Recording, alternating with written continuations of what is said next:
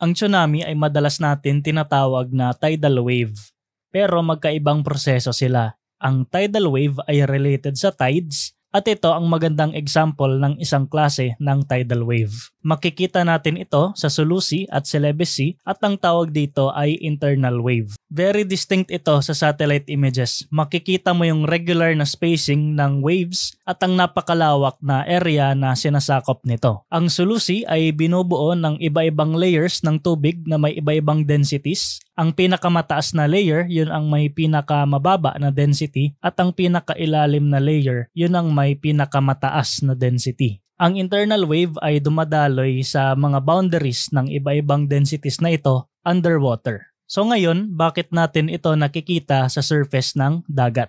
Ito ang cross-sectional view ng bathymetry ng Sulusi at Celebes Sea. Makikita natin na mas mababaw ang Sulusi kumpara sa Celebes Sea. At may pumapagitna sa kanila na ridge na tinatawag natin na Sibutu Passage. Kapag ang lower layer ng tubig ay bumangga doon sa ridge, nagkakaroon ka ng disturbance at nakikita na natin ito sa surface.